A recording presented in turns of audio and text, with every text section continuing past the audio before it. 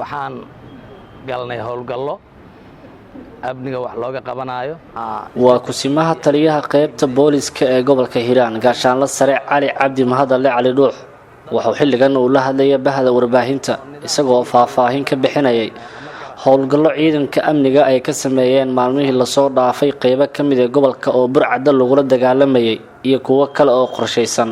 hase yeeshee xaaladda saldhigga booliska ee Beledweyne ayaa mar qore isku bedeshay sidan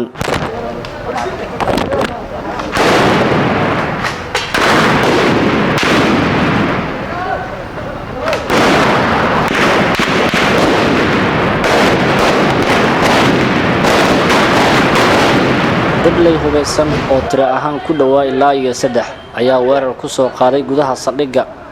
waxaana iska caabin ay kala kulmeen ciidanka booliska ee saldhigga gudihiisa ku sugnaa weerarka markii uu soo afjarmay kadib warbaahinta waxaa la hadlay kusimaha taliyaha qaybta booliska gobolka gaashaanle sare Cali Cabdi Mahadalle waxa uu sheegay in mid ka mid ah dableydii weerarka soo qaaday dhaawac uu soo gaaray isla markaana xilligan lagu dabiibayo isbitaalka dhexe ee Beledweyne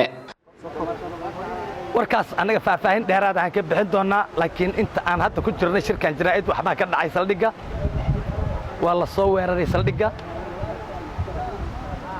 niman burcad ah oo wata dhar shibila oo waxay ka tirsan yihiin ee meel ay ka yimideen aanan aqoonin ayaa si kidisa u soo weeraray albaabkii weynaay oo qaarkood gudaha soo galeen waxaadna arkaysaa markaas ayadaa inaan sir jiraa'id hadda markaan haye ay tahay waxaad aragtaa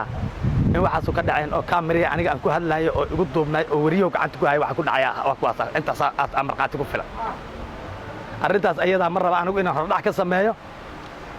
kiiskaas oo dhammaystiran sharcigan horgeey doona hadii ilaahay waana la xisaabtami doonaa cidda falkaas gudisay iyo ciddii soo abaabishay baa la xisaabtami doonaa hadii ilaahay subxaanahu wa ta'aala waxa ka saaran jira nimankii soo weeraray meesha ilaa saacadan aniga waxay yihiin iyo meesha ka yimideen iyo sababtay lahaayeen ma aqaano adiga buu ogtiin inaan noqon waa isla taagnay ciidanka booliiska ka hortagay nin baa ayaga ka mid ahaa xabadu ku dhacdo dhaawacmay kuwii kalena waa firxadeen isageena si dhaqso ah baawar ugu keenay isbitaalkana geeyno lagu dabiibaya ilaa iyo haatan si dhab looma oga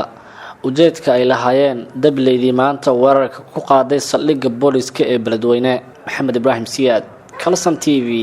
Beledweyne